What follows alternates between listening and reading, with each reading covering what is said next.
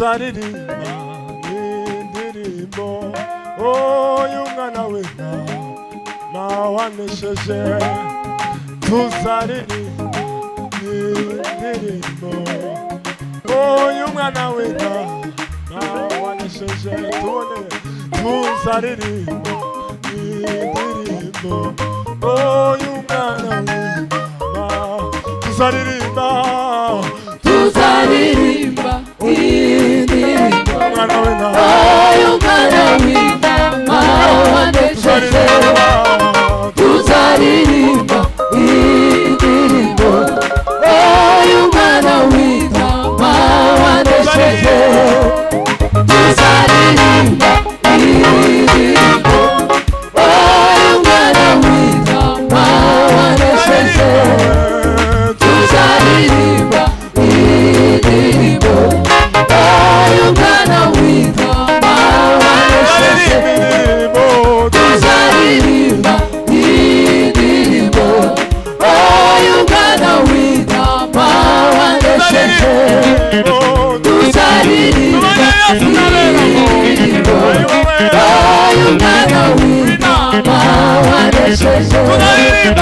Tuzaririmba indirimbo y'umwana w'intama wanesheje. Tuzaririmba indirimbo y'umwana w'intama wanesheje.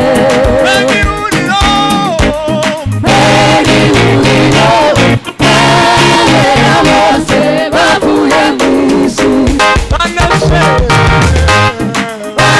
banesheje isi na Satani ndetse n'umubiri.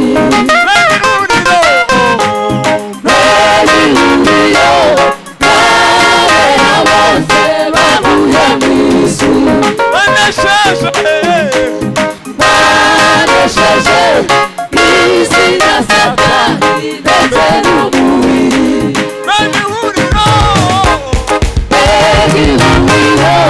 Abera bose bavuye mu isi banesheje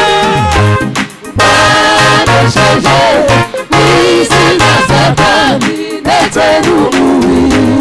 Banesheje isi na Satani ndetse n'umubiri. Banesheje isi na Satani ndetse n'umubiri. Banesheje isi na Satani ndetse n'umubiri. Banesheje isi na Satani ndetse n'umubiri.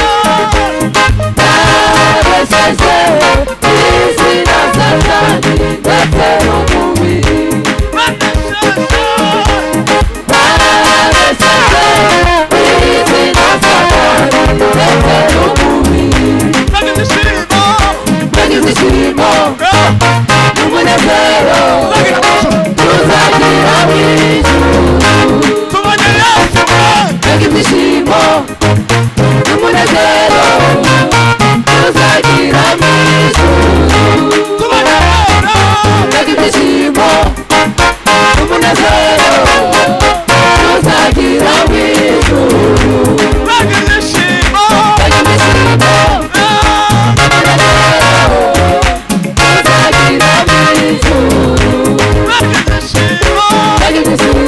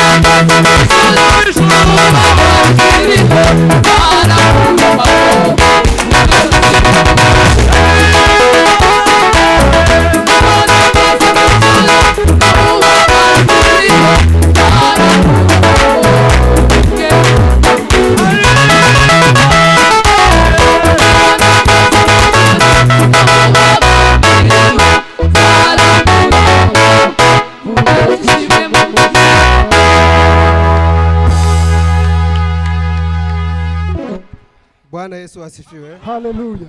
Bwana Yesu asifiwe. Haleluya. Tunataka kurudilia nyimbo hiyo. Bwana asifiwe sana. Na tutabadilisha ombi kidogo. Turaindira isengesho bukeya. Dusengera iwacu. Bwana asifiwe sana. Uyu ni umwanya wo gusengera mission. Ariko noneho tugiye gusengera iwacu. Ndagira ngo ntawe utaza amakuru y'ibirimo bibera hari iwacu. Bwana Yesu asifiwe sana. Nituraza kuririmba iyo ndirimbo, turaza gusaba mchungaji Papa Ndabunguye atapita mbele aweze kutongoza kwa ombi hiyo, alafu tukuje kuendelea na ibada. Ndio. Wihemu ufite n'ukwiki urara udasinziriye kandi Yesu yarasize yewe mwana w'umuntu we. Wihemu ufite n'ukwiki urara udasinziriye kandi Yesu yarasize yewe mwana w'umuntu. Wihemu ufite n'ukwiki urara udasinziriye kandi Yesu yarasize yewe